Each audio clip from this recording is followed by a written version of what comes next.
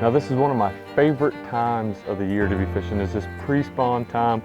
The water's still a little chilly, the weather hasn't got settled in yet, and one of my favorite baits to cover water is the DT6. We're fishing rock and we're fishing wood.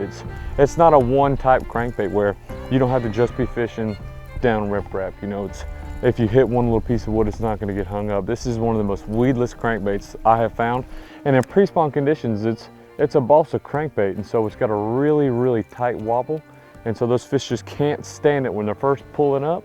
And it's one of those baits you can just probe it down the bank, and whether it's wood or it's rock, it'll go right through the cover. And it's just one of those four-wheel drive crankbaits that gets bit, where you're able to just cover a lot of water and fish those pre-spawn conditions. Now, some of my favorite characteristics about the DT6 is the fact that it is a balsa bait, and that it's so much more of a buoyant bait than normal other plastic baits, that when you are fishing wood, you can use a slower retrieve or even a faster retrieve. When you hit that wood and you just pause it, the bait will allow itself to rise up and it deflects off the cover a lot better. And what I love to do is, in this pre-spawn time, these fish are getting really aggressive. They're really pushing up on these rocks and they're really starting to feed. You can really speed this bait up sometimes or slow it down with that pause, and it just has that erratic action down there where that bait is wanting to constantly dig. It's almost like it's just a crawfish just getting away, because when you see a crawfish swim, it's just pulsating through the water like that. And that's the same thing this crankbait does a lot of times, is when you're reeling like that, it's digging, and then that buoyancy of that balsa bait, it'll just bounce back. These fish will be tailing behind these baits a lot of times, and when he's sitting there tailing it, he's just really waiting for the bait to be doing something just a little bit different.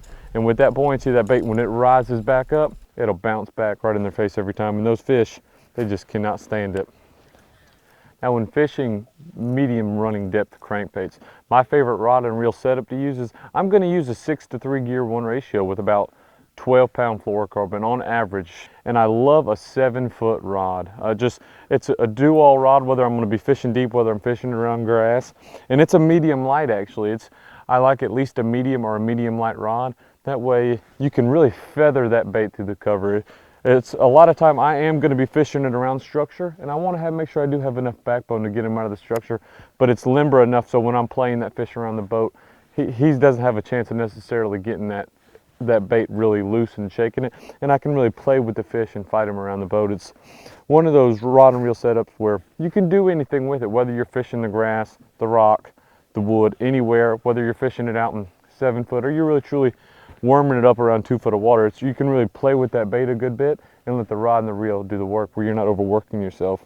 When the fish are really in pre-spawn pattern, a mid-sized running crankbait is really one of the best tools you can use to find the fish. And having different shades of patterns of crankbaits is one of the best things you can do, is whether you have a chartreuse one on, that's a little bit darker chartreuse and a crawl color, and I also throw a lot more shad color one in there as well.